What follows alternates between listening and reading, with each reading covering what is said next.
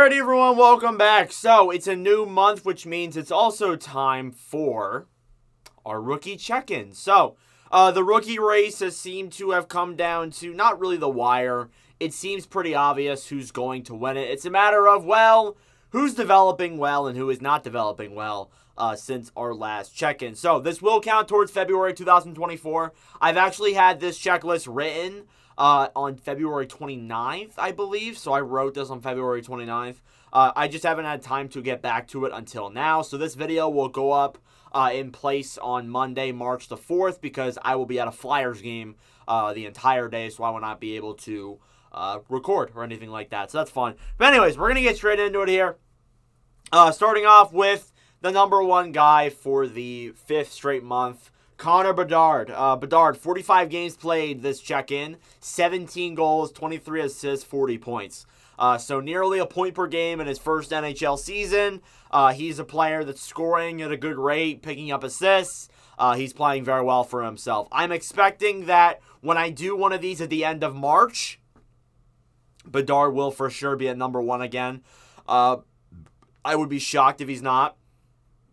I'd be really shocked. Again, I mean, he's scoring at a good rate. Even when he was injured, he was still really far ahead in the rookie race.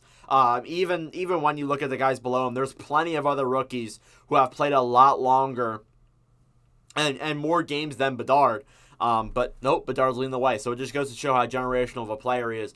Number two, we have two back-to-back Minnesota players here, and they stay at the same spot. Not a lot of movement anymore in the rookie race or anything like that. Not a lot of new guys or anything really of movement. But you got Brock Faber of the Minnesota Wild. 59 games played this check-in, 4 goals, 30 assists for 34 points. Faber's going to be a really good defenseman in a few years.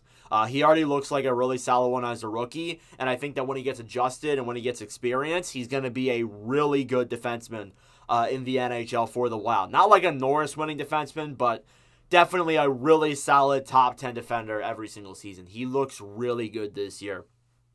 And I'm all for it because I think Minnesota, a team that's been down a lot with the salary cap, they need this. And especially, too, you got a guy like Marco Rossi here in your top three as well, who we'll get into next. You got guys in your system like Stramel, other players that are developing as well. This could be a pretty damn good team in a few years. This is going to be a really fun team to watch very soon. Moving into number 3, I got Marco Rossi, as I mentioned. 59 games played this check-in. 17 goals, 16 assists for 33 points.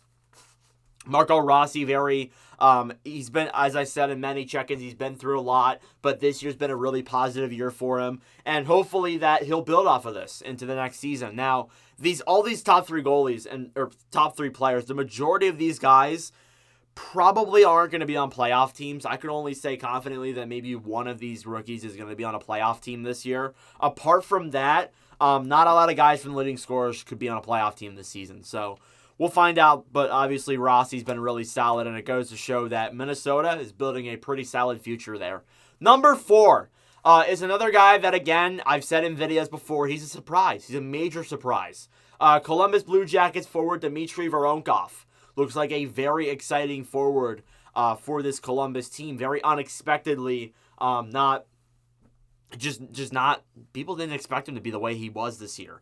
52 games played this check-in, 16 goals, 14 assists for 30 points. He's risen up 3 spots from last month's check-in. So definitely he's a forward that looks very effective out there on the ice and has been a guy that I've really enjoyed for Columbus, even though there's not a lot to enjoy. And I mean, yeah, you like seeing, and for a team too that's bad, you like seeing guys like this come out of nowhere and play very well. I like to see it. So I'm really entertained to see what the direction overall is going to be for Columbus. But I'm sure that Voronkov and a guy like Fantilli, who we'll get into in a little bit, are for sure going to be the front runners of that. Number 5, you have Calgary Flames forward Connor Zary. Zary has cooled down, especially since the last time we did a check-in with him. But he's definitely top 5 in the race, rising up 1 spot from where he was. 49 games played, 12 goals, 17 assists for 29 points. Zary, again, even though he started off really hot, he's cooled down a little bit. Still looks like a very effective center here for the Calgary Flames. Is looking like a guy that I'm going to be very excited for and to watch in the next couple of years, for sure. I think there's guys in Calgary on that future that is building a pretty bright future for this roster overall. So I'm really entertained to see, led by Zary, what it's going to look like. I really am. Number 6, we got a Devils player here. It's defenseman Luke Hughes. Luke Hughes, 59 games played this check-in. 8 goals, 21 assists for 29 points. He's dropped down 2 spots from where he was last month. So Luke Hughes, obviously he's second in defenseman scoring. He looks like he's going to be a very talented defender, but this year, the offense is still solid. It's still a good offense, but it's nothing like we saw him do in juniors and all that. So I think that in a couple of years, we're going to see this guy really start improving, and he's going to be a really solid defenseman. But just obviously right now, he's a rookie in the NHL. He's got to get adjusted, but he'll definitely get there for sure. He's one of those guys that I think will for sure get there within the next few years. Number 7 is Blue Jackets player, another Blue Jackets player here. You got Adam Fantilli. Fantilli's been injured, unfortunately. Has not played a lot of games since the last check-in. 49 games played for Fantilli. 12 goals, 15 assists for 27 points. So, still good numbers, but Fantilli obviously got injured, which is not ideal for him. It's unfortunate, but, sometimes things like that happen for certain players. But it's good to see Fantilli and Voronkov leading that Columbus push here in the rookie race. So, definitely a bright future ahead for Columbus if they can figure their things out. But, yeah, I'm liking the way that Fantilli and Voronkov are playing overall. Number 8, and this guy seemed to, even though he's still in the same spot, he seemed to have picked up the scoring a little bit. It's Arizona Coyotes forward Logan Cooley. Cooley seems to be improving a lot since the last couple of check-ins and since the beginning of the season. Cooley, 58 games played, 8 goals, 19 assists for 27 points. Looks like a very effective player out there on the ice. And you can tell when you watch Coyotes games that he plays with the puck really well. He handles the puck very well. It's just a matter of getting adjusted to that NHL level and being able to finish. That's the biggest thing. And, at the start of the season, he struggled a little bit to score. He was passing very well, but he struggled a bit to score. And now it seems that, through these past couple of weeks, he seemed to have turned it up a little bit with scoring. He scored once today against the Capitals. Things look better for the Coyotes forward. So I'm excited to see what amounts of him there. Number 9, and this is the only new player this week. Apart from that, all of the guys that I'm talking about, we've talked about in previous check-ins. We got Tyson Forster of the Philadelphia Flyers. Interesting name here. Forster, 55 games played, 14 goals, 12 assists, 26 points. He recently has been playing very well. He had 2 goals the other night against Ottawa, so he's even higher on this check-in since the last time I updated these numbers, but he seems to be improving a lot. And I'm really entertained for what Forster's future is going to look like and just overall with the Philadelphia Flyers because they have surprises this year. They've played really well, and it's been awesome to watch. It has. And then finally, number 10, we have Luke Evangelista. Evangelista was in our list last year. 58 games played, 11 goals, 15 assists for 26 points. Good numbers there from Evangelista, another rookie who looked good in the games he played last year. This year he's looked good as well. So definitely a part of that pretty solid future for Nashville, which even then, Nashville looks great right now. They're on a 9-game winning streak. So if they win 10, I will probably make a video on them. If they don't win 10, then I guess I'll make a video on them too. But regardless, I think that Evangelis has been playing very well with the Predators. The only movement from not just the skaters, but everyone on this list is Pavel Mintyukov, who I believe got injured. He moved from 10th in scoring to 13th in scoring. So he's no longer in the top 10 for the rookie race. But still, very solid defenseman. Hopefully he can keep improving as the rest of the season treads along. Your goalies now. So the goalies are the same. There's no different goalies here. There have been a lot of goalies that, have played a lot. The only guy that hasn't is the guy that I'm wearing a jersey for, ironically. Number 1, Samuel Ersson of the Flyers, like he was last month. 17, 11, and 4, a 2.55 goals against average, and a .901 save percentage. I think if the Flyers make the playoffs, there's still a chance they don't. If the Flyers make the playoffs, I think there's a 55% chance that Ersson is a finalist. I really do think so, because he's looked really good in some of these games. There's games where he doesn't, and I think it's because he's a rookie, obviously, but he's looked good at points this season, and hopefully Ersson can continue that heading into the playoff race, because it is going to become really close here for the Flyers and Ersson.